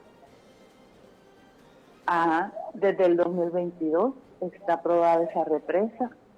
A la gente se le están quemando sus artículos. ¿Dónde está la represa? ¿Dónde está el dinero? Como dice usted, don Armando, ahí está esa tormenta tropical en la puerta, tocando a la puerta. Y eso va a ser un desastre, porque el país está vulnerable, lastimosamente. Y eso es lo que sucede en nuestro país, tristemente. Muy buen programa. Muchísimas gracias. Gracias Muchísimas por la gracias información. por su participación desde allá de la Florida, Miami. Y fíjese que lo que dice ella, y también lo mencionaba Kevin, que esto también resulta sospechoso. Ayer que ya se anuncia la llegada de Sara, si ponemos la imagen ahí, compañeros, de cómo está esta presencia de Sara, ahí en el mapa, salen con este tweet de que viene, mire, lo que están anunciando es que va a haber, que inicia la licitación. Ese es un proceso, Kevin, que se lleva tiempo, ¿verdad? La licitación, o sea, papeleo y todas esas cosas. Y luego hay que ver quién la va a ganar. Y lo peor es que inicialmente habían dicho que iba a ser contratación directa, y si uno busca en internet el tablón contratación directa va a encontrar las noticias de 2022, 2023, se cuestionó en algún momento por qué contratación directa, ahora licitación. La realidad, don Armando, es que vamos a cerrar este 2024 sin represas, el 2025 probablemente no vamos a tener la represa, el gobierno se va a ir y como siempre menciono, y esto aplica al ENE y aplica a todo lo que maneja el gobierno, ellos se van a ir a su casa. Con cada proceso electoral, don Armando, cambia el gobierno, cambian los diputados, cambian los gerentes de las empresas públicas, pero quien se queda con el problema, quien se queda con la factura, quien se queda con el sufrimiento es la población hondureña, porque ellos son los que aprueban contratos, aprueban esto, llevan a cabo una obra, no la llevan, pero quien se queda con la problemática es uno. O sea, en el caso del ENE, el tema de las contrataciones que ha hecho el ENE, quien las termina pagando es uno, porque es el ENE. Y eso es algo que ya en este espacio lo he mencionado con anterioridad, don Armando, y creo que ahora vemos otro ejemplo. Perdón, en el caso de energía, cuando uno ve la historia, la ENE nació en 1957. Honduras tiene energía eléctrica desde los 1800. Entonces, no es que no había energía en el país antes del ENE. Más bien lo que había era en diferentes partes a nivel nacional había energía. Y mire qué interesante este dato. Según algunos historiadores, el primer país de Centroamérica que tuvo energía eléctrica fue Honduras con la represa de San Juancito, era una hidroeléctrica. ¿Quién la construyó? La empresa minera que estaba operando en aquel entonces. Se le daba energía a San Juancito, a Tegucigalpa. Y cuando uno ve también las bananeras tenían energía eléctrica. ¿Cuáles eran las empresas? Eran justamente estas inversiones las que llevaban a cabo no solo el tema de energía, sino que el control de inundaciones. En el 57 nace el ENE, de ahí se van las bananeras, y ¿quién es el que toma control de todo esto? Pues el Estado. Es el gobierno el que maneja esto que uno ve, el factor en común. Por un lado tenemos apagones y por otro lado tenemos inundaciones. Justamente ayer hablaba con un técnico del sector y me decía, el nivel del embalse del Cajón está bajo en este momento, el más bajo de los últimos 3 años. Eso implica que el verano 2025 va a estar complicado, a menos a que nos caiga una lluvia. Entonces me decía, con esta tormenta tropical se les va a llenar el embalse del Cajón otra vez. Yo le decía, bueno, pero es que no es posible que nosotros por un lado queremos que el Cajón tenga agua para evitar apagones y por otro lado nos vamos a inundar, vamos a tener el agua hasta el cuello. Me parece que realmente es más caro la afectación para el país que tengamos estas inundaciones, la pérdida de vida, a tener otro año de apagones. Ya la población está acostumbrada. Decía Kevin, perdón que le interrumpa, que el anuncio de la Presidenta ayer es justamente porque justamente van a venir críticas de nuevo, lo que hacen todos los sectores aquí, y con justa razón van a decir, bueno, otro huracán y nada que se aprovechen las represas, pero no hay represas. Correcto. ¿Verdad? Otra cantidad, miles y miles de litros de agua botados al mar y no aprovechamos eso. Entonces se adelantan a decir que ahí viene el tablón, ¿verdad? Ahí viene el tablón, le repito, y el mismo tuit de la Presidenta dice que en febrero sería la licitación pública, ¿va? Y ahí viene Sara, ¿va? Ahí viene Sara de nuevo, nos agarra otra vez con los pantalones abajo y no hemos hecho nada. O sea que de nuevo se cumple lo que decíamos hace un momento, que hace 100 años, 70 años, 50 años se viene hablando de construir estas represas y se va otro gobierno y cero represas. Esa es la realidad. Porque eso que hizo la Presidenta ayer y que ha hecho Eric Tejada, también aquí en este texto que acabamos de leer, también lo hizo Juan Orlando. En el 2021, cuando ya se iba, firmaron ahí también que iban a construir el tablón, Jicatuyo, Los Llanitos, pero ahí se quedó nada más en una firma. Si miramos ahí de nuevo, compañeros, la publicación, la fecha que tiene, y que si podemos poner ahí, por favor, compañeros, donde dice justamente que es declaran de emergencia el tema de los proyectos de energía y aprueban la contratación directa. La pregunta es, si esto fue en junio, 6 de junio de 2022, ¿dónde están? Hoy estamos 14 de noviembre, ¿sí o no? De 2024. Ahí vamos, pongamos por favor el texto y la fecha. Vamos a ver qué me dice la compra directa. Aquí creo que es el tercer párrafo, compañeros, si ponemos solo ese párrafo donde dice, sin embargo, dice, la actual administración y vía decreto número 46/2022, Ley Especial de Energía, deroga esa reforma y decide, por emergencia energética, entrecomillado, realizar las obras vía contratación directa. 6 de junio 2022. ¿Dónde están? No hay ninguna de esas obras, Kevin. Esa es la realidad. Los resultados son los que hablan. Y es esa misma ley que usted acaba de mencionar, que puede ver uno justamente el tuit que subía la candidata presidencial y también ministra de Defensa, Rixi Moncada, que decía que es innegable la recuperación del ENE y la ley de energía, básicamente. Y aquí es importante poderlo recordar y siempre retrotraernos a ese mes de mayo de 2022.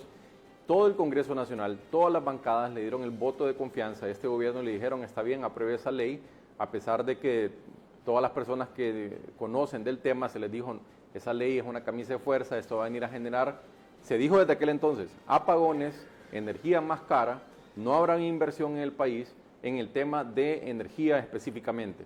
Ahí, mire que vamos a hacer una conexión de tantos eventos. Usted mencionaba el Programa Nacional de Reducción de Pérdidas, que se contrataron en algún momento casi 4.000 personas, 18.000 millones de lempiras que se han estado destinando para el tema de pérdidas. ¿Dónde nace este programa? En la Ley de Energía. ¿Qué se les dijo en ese entonces? No se necesita aprobar una ley para reducir pérdidas. Lo único que tiene que hacer usted es instalar medidores, construir subestaciones, pero lo más importante es que si usted tiene una empresa que tiene el medidor manipulado, córtele la luz y sanciónelo. Fin. Eso es todo lo que tiene que hacer. No necesita una ley. Se les advirtió que así no se iba a resolver las pérdidas. Esto fue en mayo del 2022. Las pérdidas aumentaron prácticamente en 4 puntos en 2 años a partir de esa ley. Apagones, preguntémosle a la población hondureña si no ha sufrido apagones. Bueno, el año pasado la propia presidenta lo tuvo que decir en un tuit. Vamos a publicar un calendario con racionamientos. Ustedes le dieron cobertura en aquel momento a pesar de que se les dijo, se les advirtió, habrá apagones con esta ley, porque lo que está haciendo esta ley es espantar la inversión, está generando problemas al sector. Ahora le agregamos el tema de la construcción de las represas, porque mire qué interesante, don Armando, se aprueba una emergencia indefinida, por ley las emergencias tienen que tener un periodo de inicio y periodo de finalización, no puede tener emergencia de manera perenne, o sea, no puede ser eterna. Se aprueba una emergencia y se le da la potestad al ENE de poder contratar de la manera que mejor le convenga, es decir, de manera directa. Entonces, ¿qué es lo que surgió en aquel momento? Pues no tenemos el tablón, pero sí tenemos contratos que fueron revividos con esta ley. Eso sí lo tenemos. Entonces, sí se han dado ciertos eventos a raíz de esta ley, pero lo que se le prometió a la población hondureña, que era energía más barata, menos apagones, menos inundaciones, eso no se ha completado. Al final, la represa no está. Esa es la realidad. Ninguna represa está, ni siquiera el tablón, y para ellos es muy fácil, como lo dice Kevin, que dice Richie Moncada, candidata presidencial de Libre, dice que, ¿cómo es que dice ella? Que es innegable la recuperación. Que es innegable, dice la recuperación de la ANE, y al igual que Edith Tejada dice que es innegable. Pues esta es la realidad. Mire, no hay, ¿ve usted cuál es la realidad? ¿Cuál es la realidad? Las pérdidas han aumentado en lugar de bajar. ¿Cuál es la realidad? Que le deben 22.500 millones a los generadores. O sea que han aumentado la deuda a los generadores. ¿Cuál es la realidad? Que siguen los apagones a diestra y siniestra todos los días, en colonias completas en todo Honduras. Esa es la realidad. ¿Cuál es la realidad? Que la ANE sigue llena de activistas del partido de gobierno, o sea, de empleados, ni siquiera se han logrado sanear la finanza de la ANE. Esa es la realidad. O sea, los números son fríos, hablan por sí mismos. Y ahí todo lo demás es paja. Usted lo puede decir como que, digamos ahorita que vamos a construir una nave espacial para ir a Marte. Ahí está el párrafo que le decía, mire, sin embargo, ese párrafo de en medio, la actual administración, se refiere al gobierno de Libre, dice, y vía decreto número 46-2022, 2022 se refiere al año, o sea, el año 2022 cuando llegó Libre al poder, ley especial, dice, de energía, deroga, dice, esa reforma y decide por emergencia energética realizar las obras vía contratación directa. ¿Ah? Ahí está, miren. Ahí está, más claro, eso fue el 6 de junio, si miramos la fecha arriba, compañeros, para que vean que lo estamos inventando, eso fue en junio de 2022 que se aprobó que el partido actual, el gobierno actual, iba a construir 14 subcuencas, incluido el tablón, los llanitos y Jicatuyo, dijeron que lo iban a hacer de manera directa. Ahí está, miren la fecha, junio de 2022. ¿Qué fecha es hoy? 14 de noviembre, ahí está, miren la fecha, 6 de junio 2022 es esa publicación cuando en el Congreso se aprobó esa, y lo que también dice Kevin, que recibieron el apoyo de las bancadas opositoras, ¿sí o no? Correcto. Del Partido Liberal, del Partido Nacional, del Partido Salvador de Honduras, fueron apoyados para que no dijeran que no. Mire, contratación directa y no hay una tan sola represa de esas construidas. Esa es la realidad. Correcto. Sí, eso es lo más lamentable, que al final, reitero, las promesas se hacen, no se cumplen. La idea no es venir a atacar, que es lo que dicen las autoridades del ENE. Mira qué interesante. Ellos argumentan que se les está desacreditando, que se les está atacando. Y voy a mencionar 2 casos específicos. 2022, y aquí no voy a hablar como SJ, voy a hablar como exdirector ejecutivo de la CCIC. 2022, noviembre, cuando venía la tormenta Julia, había un gran temor por parte de las autoridades de si impactaba, que finalmente terminó sucediendo, qué iba a pasar con el cajón, porque el cajón tenía agua ya prácticamente al tope, iba a rebalsar. Y había una situación complicada para el gerente, Eric Tejada, que si impactaba la tormenta y el cajón no lograba sostener esa cantidad de agua, iba a tener que hacer descargas en medio de las inundaciones.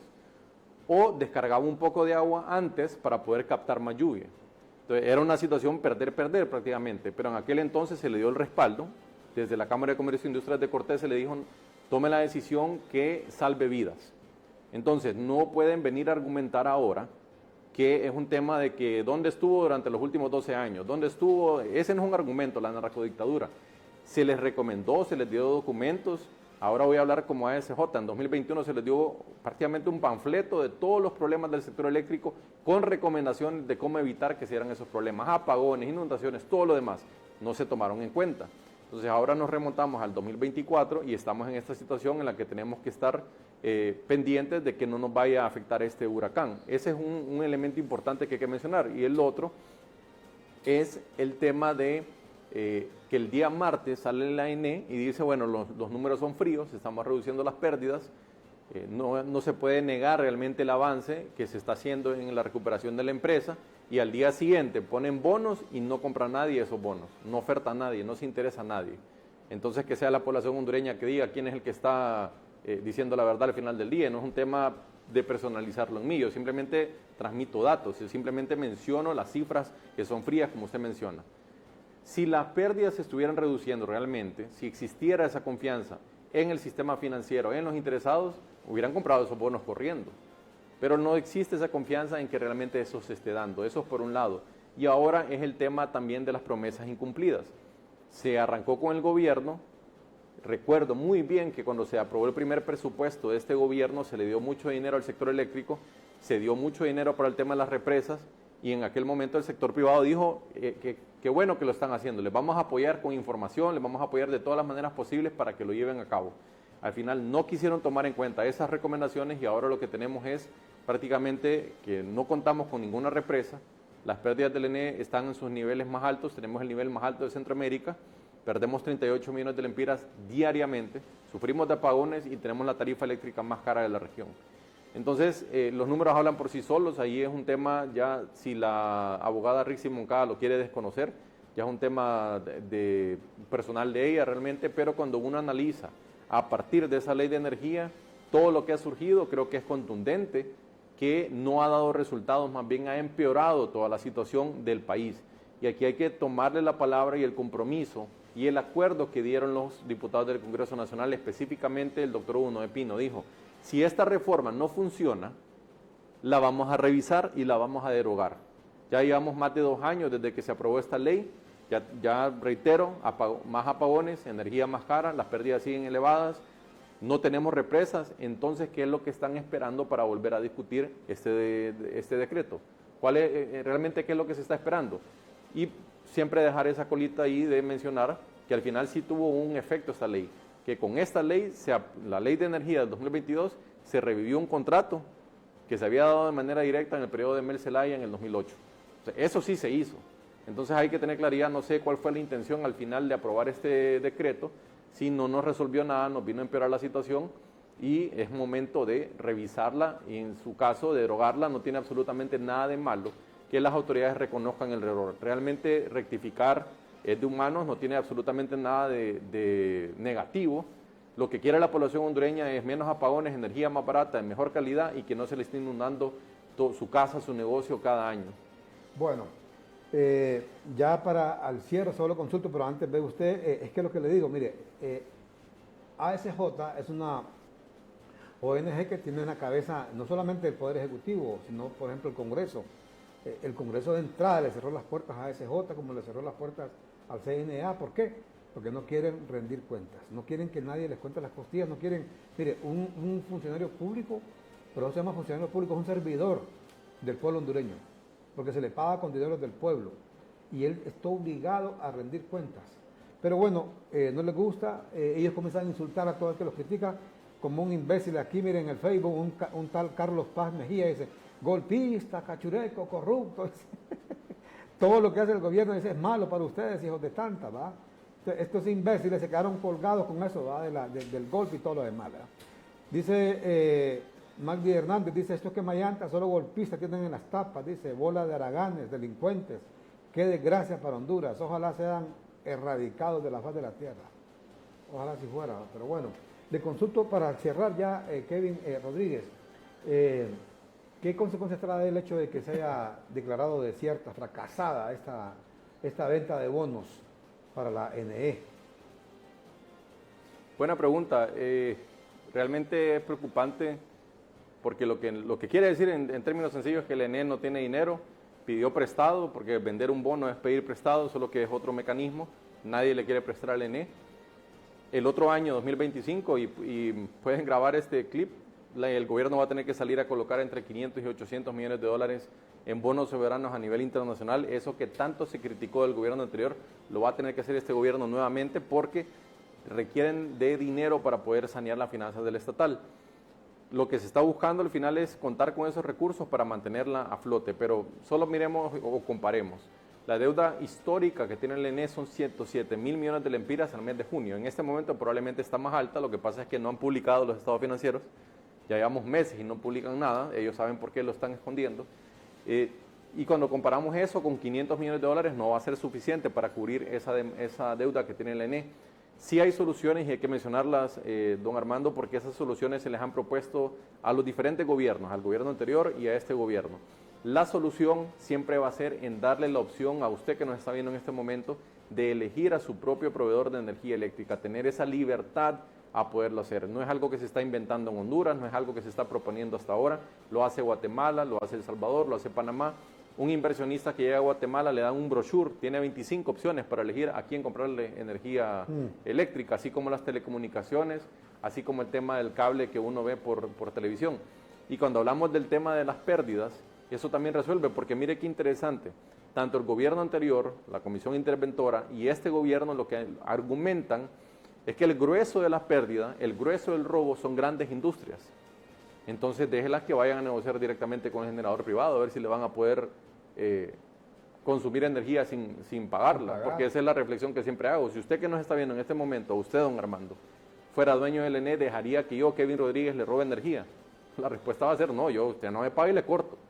Entonces es algo así de sencillo, por eso es que Guatemala no tiene este problema, y con eso cierro. Por eso China comunista le recomendó a Cuba: liberalice su mercado si quiere resolver el problema de los apagones. 5 días consecutivos estuvieron sin energía. Le pidieron ayuda a China y China lo que le dice: mire, haga lo que hizo Guatemala, no se complique la vida. Entonces, si el caso de un país que de nombre es comunista, pero es un país que ya se conoce que es capitalista, le está haciendo esta recomendación a un país que admiran las autoridades actuales, entonces nos tiene que dar la pauta de qué camino seguir en el caso de Honduras. Entonces la solución para los apagones, para las pérdidas, para el tema de la tarifa cara, se resuelve liberalizando el mercado. Eso es correcto lo que explica Kevin Rodríguez, y nos faltó ese tema también en lo que hablábamos de que los resultados son los que hablan. Deuda por las nubes de la ENE, no únicamente la deuda como tal, sino la deuda con sus acreedores. Las pérdidas aumentan en lugar de bajar, porque ese de 2% que dice Eric Tejada que han bajado, está en el rango de lo que ha aumentado en el actual gobierno. Una masa salarial insostenible en la ENE, energía cara, apagones, racionamiento de todos los días. Entonces, ¿dónde está? Donde dice Richie Moncada que es incuestionable, dice, es indiscutible la recuperación de la ENE. Eso está como que usted tenga un hijo en la escuela, ¿va? Que esté aplazado y que antes sacaba 40, que antes sacaba 50, hoy saca 55 y de repente otro día saca 50 siempre en el examen, y usted diga que es incuestionable, es indiscutible que el cipote ha mejorado. Imagínense, algo ridículo. Mire, y esto que ponía de ejemplo, Kevin, para finalizar, esto de Guatemala, que le recomienda a China, a Cuba que lo haga. ¿Sabe cómo es eso? Cuando llega un empresario a invertir a Guatemala y tiene un brochure de 25 opciones para escoger quién le va a vender la energía. ¿Sabe cómo es eso? Lo que pasa en este momento en Honduras con las cableras. Usted escoge cuál cable le gusta, ¿sí o no? Dice, me gusta, mejor voy a cortar ese cable, voy a contratar a la otra. ¿Por qué? Porque hay opciones. ¿Qué cree usted que pasaría si se hubiera un solo cable? haría lo que le regalara la santa gana, pondría la programación, le guste o que no le guste. Y como no hay otro cable, no tendría usted más que tener ese cable, ¿va? ¿Qué ocurre, por ejemplo, con las telefónicas? Igual, usted escoge y puede comprar los teléfonos que quiera. Si quiere ir a comprar 20, 30 teléfonos, los compra. Porque está el mercado libre. Pues es exactamente lo que se propone con la NE.